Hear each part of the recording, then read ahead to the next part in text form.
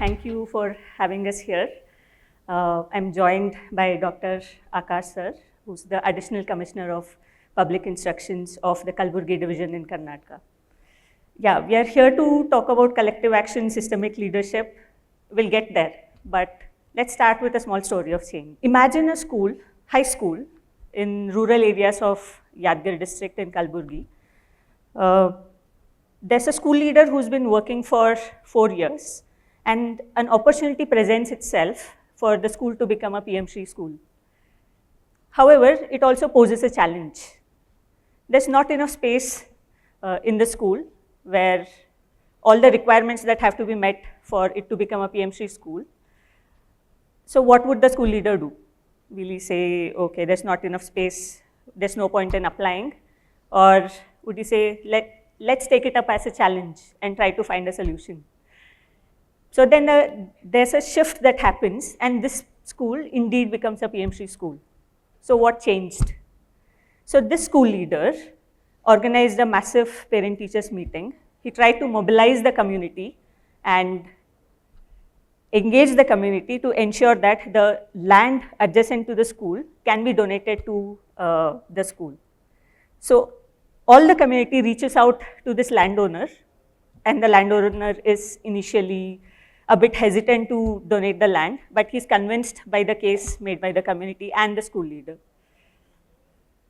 Yes, so this is the school which got transformed into a PM Shri school because one leader was motivated and he tried to mobilize the community. However, this is just one story of change. There have been many stories that have been emerging in Kalaburagi Division. So this particular story was made happen because the DIET, the District Institute of Education and Training, has been running a school leadership development program in Kalaburagi Division in 4 districts. And through this, they're trying to build capacity of the school leaders and also try to build their motivation to ensure that the school leaders are able to implement school improvements in their school. So it's an honor for Mantra4Change to have collaborated with ACPI's office and also diets of the 4 districts, where we're closely working with 640 high schools to ensure that school leaders are motivated to bring about such changes. However, the story doesn't end here. This is just one bit of it. Dr. Akash sir, who has been working in the Kalaburagi Division as an ACPI, it's been a few years, and there's a unique movement that has been happening. So you might ask, what is this unique movement? So I always used to have this question of, okay, we talk about collective action, systemic leadership. How does it look on ground? We talk about it, we have heard speeches about it, but how do we implement? So this unique movement, I'll let Akash sir speak more on that, is something that has brought in a transformation in the district. So I would like to request Akash sir to share the reformative steps that he's been taking over the last few years to bring about this change. Good afternoon, everyone. Firstly, happy International Women's Day for all. I hope I'm audible. Yeah, so that was an interesting story that you presented, Sindhu. And there are a lot of such stories that happen in this country and in this state, specifically in my division, that is the Gulbarga division. It's also called the Karnataka division. The story of Karnataka division as such is very interesting because this division is considered quite backward in the state. You all might be knowing about it. I was here listening to discussion happening in the chapel, the previous event that was happening. And what was interesting there was they spoke of funders taking an active part in the developmental process as such, whether it is community or the funders or the knowledge partners, when they have to work in the field, in the education sector specifically, they'll be bringing their own, say, ideas, their own programs and say ideas that they would want to implement in the field. But from the government's perspective, if I have to speak, we'll have to work together and we should have reached a consensus and achieve something in common. So government working with an idea to achieve certain things in certain parameters, and knowledge partners engaging themselves in their own way will not work, cannot go a long way is my take. And when it comes to Kalaburagi Division, I have a small picture here that I would want to present. First, I'd present the portion in the red, which is an alarming situation, an alarming scene.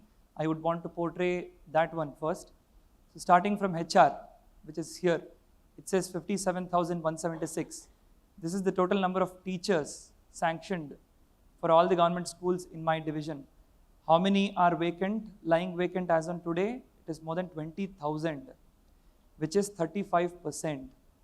As I stand in Bangalore, as I represent South India, which is considered quite literate, this alarming picture, which is representing 7 districts, the specific parameter that is here is closer to Bihar, Jharkhand and UP in terms of vacancies, teacher vacancies, than say the progressive states like Kerala, Tamil Nadu and Goa. Secondly, infrastructure when it comes to, I would say this is the state figure. We have somewhere around 19.4% schools in Karnataka without toilets, functional toilets. 33.2% government schools without drinking water facility for its students. 38.6% of the schools without playgrounds. So we have no moral right to expect this country to get a lot of medals in Olympics. Yeah. This earlier, playgrounds was kind of a basic necessity. Now it has become a luxury, both in the cities as well as rural spaces, which is again alarming. And then the recent ASER report says, if I compare the progressive Mysore division of our state to my division, that is the Kalaburagi Division, we have somewhere around 43.6% students who are able to read class 2 textbook. These are students from this class 6th to 8th levels. And we only have 25% of them who are able to do basic division in my division as compared to 40.6% in Mysore division. Again, these students are of the 6 to 8 grade levels. So this is the situation, the challenging situation wherein we work in the Kalaburagi division of my state. When I speak of the transformative activities, the reform movement that Sindhu was mentioning, I have it in the greener portion. So what has happened in the last 2 years? In the same Kalaburagi division, I have mentioned something called ECC. This is Early Childhood Care and Education. That is the LKG, UKG classes, preschool, formalized, institutionalized preschool education that is being given in my division. So we had, before 2023, only 82 government schools which were providing ECC to our children, and now, since the last year, we have increased it to 1,195. And the impact, earlier when we were catering to only 3,886 students, now with this introduction, we were not expecting such a good response, but we have more than 42,000 kids enrolled in our government schools in preschool education. This may not express everything, but I have some figures below this. There is this progressive Mysore division in my state. As on today, both government as well as private institutions combined are catering to somewhere around 57,569 students in preschool. My division, which was considered backward, which was 3 decades behind the rest of my state, has now surpassed Mysore division and is catering to 75,264 students. So what I mean to say here is that when we think of transformative change, the steps that we take should have to be drastic, positively drastic. Yeah. And the progress expected can be incremental. But we cannot be incremental in the steps that we can take, that is necessary to be taken, and expect drastic results. Now coming to NSQF. NSQF is National Skill Quality Framework. This is vocational education provided in our high schools and colleges. So there is a transformative step that we took. There were, before 2023, 41 schools, government schools offering such vocational education. and now last year we increased it to 371. Earlier, when these schools, government schools, were catering to 1,372 students, now we have a very good response wherein the number of students who are getting this vocational education in our high schools is 11,031. And this happened in just 1 year. Yeah. Again, 11,031 may not look like may not express everything, may not explain everything. If I compare the Bangalore division, and this NSQF is specifically IT, you can see it from the desktop icon that is there. So these 11,000, 10,000 odd students are in the high school, 9th and 10th, and they're getting computer science education as part of their regular curriculum. They're going to write exams with computer science, and whatever score that they get is going to reflect in the marks cards. So in the 10th board exams ka marks card, we all had 6 subjects. Similarly, these students will also have 6 subjects, but in place of the third language, they'll have computer science in their marks card. So the intervention was with an intention to utilize the computer labs that were there in the government schools. So as we know, there are a lot of funders, there's a lot of money that has flown in, a lot of resources. We've managed to set up a lot of computer labs, but they have, with great gravity, attracted more dust than students because of a lot of lacunae, systemic, but we want to make it formal. So computer education, computer science, as well as information technology as such, we want to make it formal. And now when I compare the number of students who are getting computer science education in their high schools or in their 11th and 12th, in Bangalore we have 21,000 odd students who are getting the same. In my division it was earlier 2,200, and now in just high schools we have 11,000. The next year, if I see the number of students coming out of 11th and 12th as well, we would have surpassed Bangalore division with just one stroke of an intervention. And lastly, when it comes to funds, so nothing happens without ideas and without resources and without the well-intended, well-meaning institutions also. So we have Kalyan Karnataka Regional Development Board, and the board contributes a share of its funds towards education. So in the last 2 years, something miraculous has happened in our division, wherein the board's chairman, Shri Ajay Singh, who is very keen on education, has given us somewhere around 1,200 crores into education sector. So the board helping it, the board helping our cause has definitely resulted in the above 2 interventions that we could take. So when I compare how important is this 1,176 crores is, if I compare the previous 4-5 years, all we got was 1,000 odd crores, 1,062 crores, but in just 2 years, we've gotten more than what we got in the previous 4 years. So, like this, Kalaburagi Division has been making positive strides.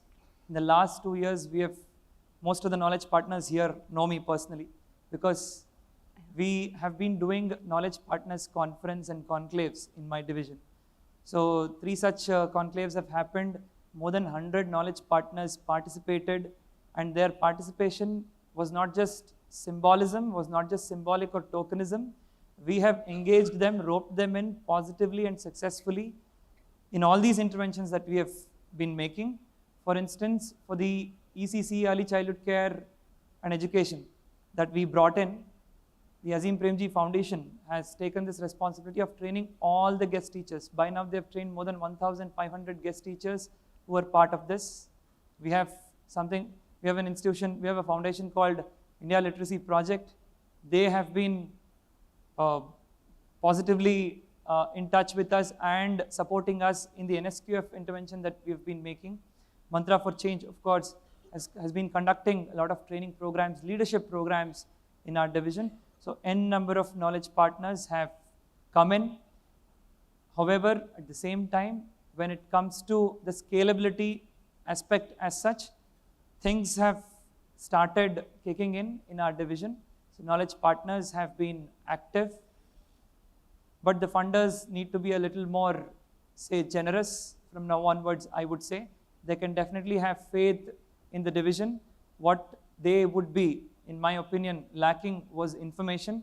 Now that information is there from our end, which is open, which is always available, and we are always available for any such partnering and collaboration that can happen in the future days as well.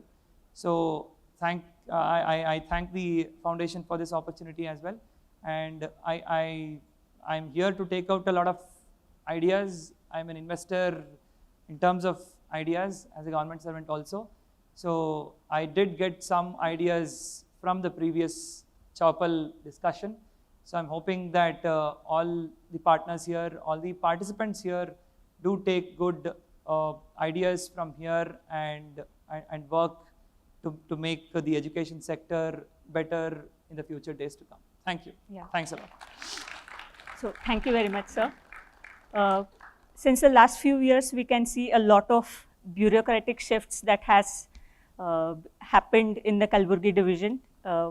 And the Knowledge Partners Conference that sir was mentioning about, it's been a space created for everybody to come and collaborate and see how we can collectively act on things. And some of the three key principles that have enabled this collective actions is collaboration, as sir mentioned, to ensure sustainability, and designing programs to ensure continuity, and also celebrating to ensure that we are inspiring and recognizing efforts put in by our stakeholders. Thank you very much, sir. Thank you. Thanks a lot.